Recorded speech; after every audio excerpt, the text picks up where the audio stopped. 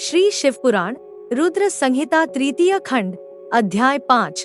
मेना को प्रत्यक्ष दर्शन देकर शिवादेवी का उन्हें अभीष्ट वरदान से संतुष्ट करना तथा मेना से मैनाक का जन्म नारद जी ने पूछा। पिताजी, जब देवी दुर्गा अंतर्धान हो गईं और देवगण अपने अपने धाम को चले गए, उसके बाद क्या हुआ?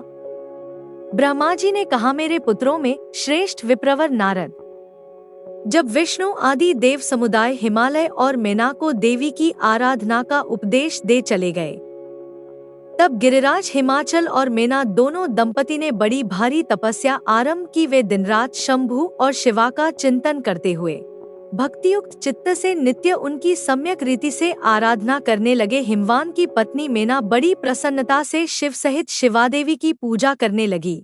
वे उन्हीं के संतोष के लिए सदा ब्राह्मणों को दान देती रहती थी। मन में संतान की कामना ले मेना चैत्र मास के आरंभ से लेकर 27 वर्षा तक प्रतिदिन तत्परतापूर्वक शिवा देवी की पूजा और आराधना में लगी रहीं। वे अष्टमी को उपवास करके नवमी को लड्डू, बलि सामग्री, पीठी, खीर और गंधपुष्प आदि देवी को भेंट करती थी।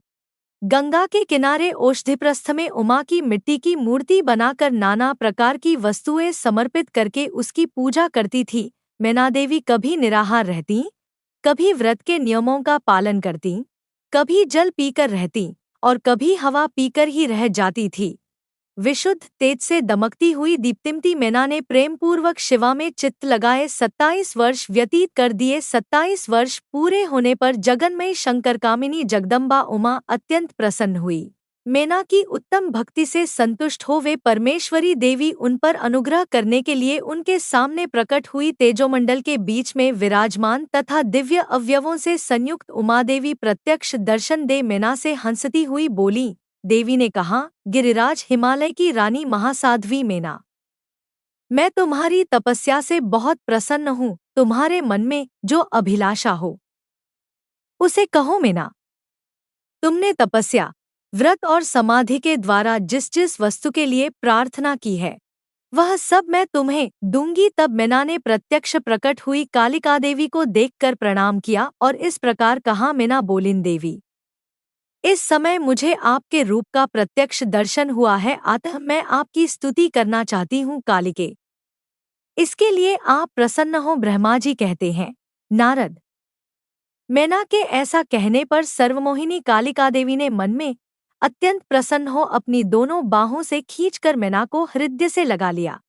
इससे उन्हें तत्काल महाज्ञान की प्राप्ति हो गई। फिर तो मेना देवी प्रिय वचनों द्वारा भक्ति भाव से अपने सामने खड़ी हुई कालिका की स्तुति करने लगी। मेना बोली, जो महममाया जगत को धारण करने वाली चंडिका, लोकधारिणी तथा संपूर्ण मनोवांछित पदार्थों को देने वाली है, उन महादेवी को मैं प्रणाम करती है, जो नित्य आनंद प्रदान करने वाली माया, योग निद्रा, जगत जननी तथा सुंदर कमलों की माला से अलंकृत है। उन नित्य सिद्धा उमादेवी को मैं नमस्कार करती है, जो सबकी मातामही, नित्य आनंदमयी, भक्तों के शोक का नाश करने वाली तथा कल्प पर्यंत नारियों एवं प्राणियों की बुद्धिरूपिणी है। उन देवी को मैं प्रणाम करती है। आप यतियों के अज्ञान में बंधन के नाश की हेतुभूता ब्रह्म विद्या है। फिर मुझ जैसी नारियां आपके प्रभाव का क्या वर्णन कर सकती हैं? अथर्ववेद की जो हिंसा, मारण आदि का प्रयोग है वह आप ही हैं देवी। आप मेरे अभीष्ट फल को सदा प्रदान कीजिए। भावहीन, आकाररहित तथा अदृश्य नित्यानित्य तन्मात्राओं से आप ही पंचभूतों के समुदाय को संयुक्त करती हैं। आप ही उनकी शाश्वत शक्ति हैं। आपको स्वरूप नित्य है। आप समय समय पर योगयुक्त एवं समर्थ नारी के रूप में प्रकट होती हैं। आप ही जगत की योनि और आधार शक्ति हैं। आप ही प्राकृत तत्वों से परे नित्या प्रकृति कही गई है, जिसके द्वारा ब्रह्म के स्वरूप को वश में किया जाता, जाना जाता है, वह नित्या विद्या आप ही है माता। आज मुझ पर प्रसन्न होइए। आप ही अग्नि के भीतर व्याप्त उग्र दाहिका शक्ति हैं। आप ही सूर्य किरणों में स्थित प्रकाशिका शक्ति हैं, चंद्रमा में जो आह्लादिका शक्ति है तथा ब्रह्मा, विष्णु एवं रुद्र के शरीर की भी हेतुभूता है, वे आप ही हैं देवी। आज आप मुझ पर प्रसन्न हो। आपको पुनः मेरा नमस्कार है। ब्रह्मा जी कहते हैं, नारद, मेना के इस प्रकार स्तुति करने पर दुर्गा कालिका ने पुनः उन मैना देवी से कहा, तुम अपना मनोवांछित वर मांग ल हिमाचल प्रिय।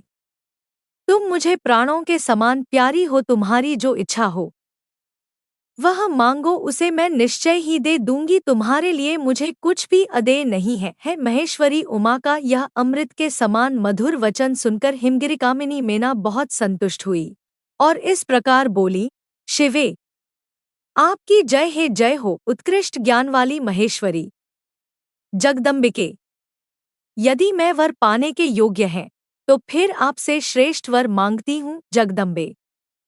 पहले तो मुझे 100 पुत्र हों, उन सबकी बड़ी आयु हो, वे बलपराक्रम से युक्त तथा रिद्धि सिद्धि से संपन्न हों। उन पुत्रों के पश्चात मेरे एक पुत्री हो जो स्वरूप और गुणों से सुशोभित होने वाली हो, वह दोनों कुलों को आनंद देने वाली तथा तीनों लोकों में पूजित से जगदम्बिके। शिवे आप ही देवताओं का कार्य सिद्ध करने के लिए मेरी पुत्री तथा रुद्रदेव की पत्नी होइए और तदनुसार लीला कीजिए। ब्रह्मा जी कहते हैं, नारद।